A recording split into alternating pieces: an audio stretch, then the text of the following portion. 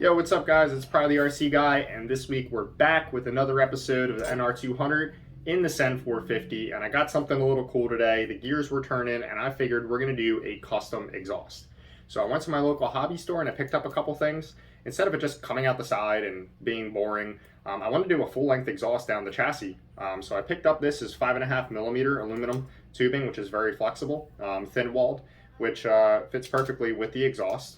Just about the same diameter. This one's 5.5 to 6mm, right around in there, but it will work, which I'm going to run underneath the chassis and 45 degree out the back. I actually have a custom exhaust tip I found online for a drift car, scale drift car, that if I flip it around, it will look like a diesel exhaust tip, where if it's in its normal state, it would look like a import car with a big can and a smaller tip. Well, this will be, the smaller tip will fit onto this exhaust, and then it will be the wider can out the back, which I think will look pretty cool in scale.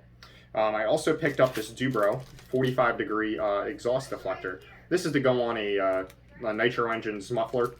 This is to kick the exhaust gases and the oil off to the side so you don't get it all over the side of your RC, which I'm going to pick up more of these for my nitros, because that is a constant battle with nitros, is spitting the oil all over the chassis, which is never good. But anyway, this is a 45 degree.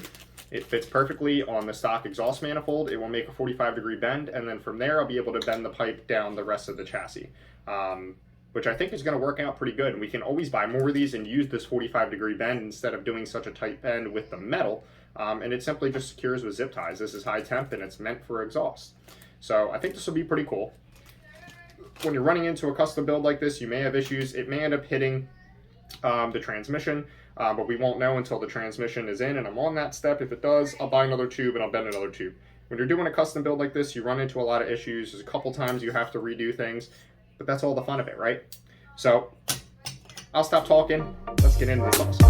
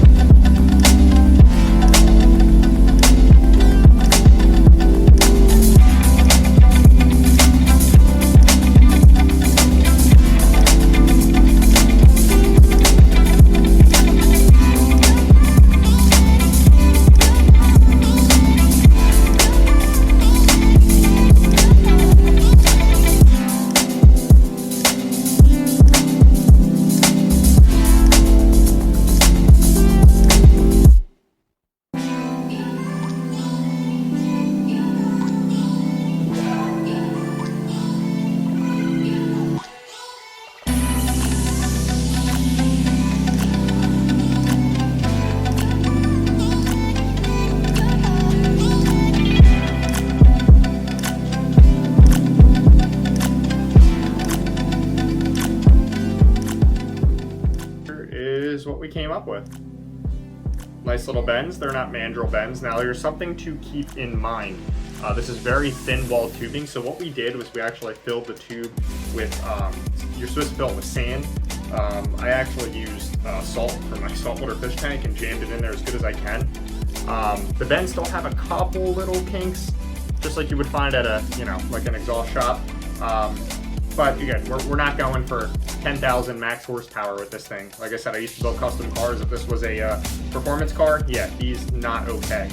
However, with this little engine, that's really not going to be much of a restriction.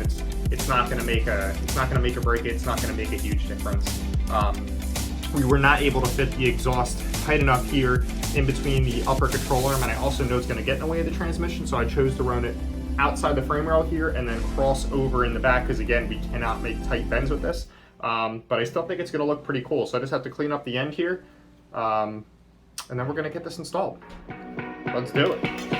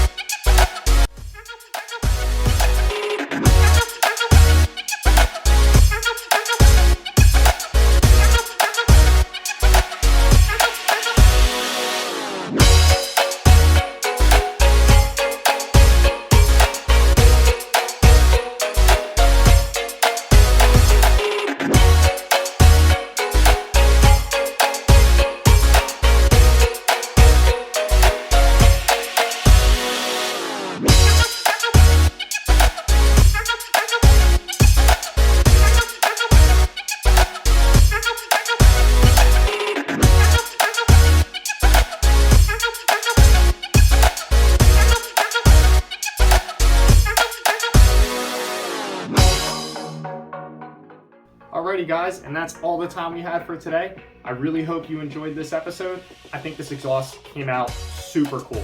I've seen another couple guys make some exhausts, but I really think this thing looks real and scaled. The tailpipe even looks cool, and I can't wait for that muffler tip to come in to make sure that I can finish off that last little scale bit. If it doesn't work, I'm still happy with the outcome, and I may even turn this into a dual exhaust. But that's just the way that I did it, and this is just another step on this awesome build. If you're new here to the channel, there's a whole build series on how we've come so far and what we've done to make this thing what it is. I did talk to Sterling Kit. Unfortunately, it's a Chinese New Year, and I have to wait about a month, guys, for that starter motor. So until then, we do have other parts coming in and lots of other things that this thing still needs, but unfortunately, we're not going to hear this bad boy start up until about the middle of February. But if you enjoy it, like and subscribe, and I appreciate you guys following me so much. I'll see you next time.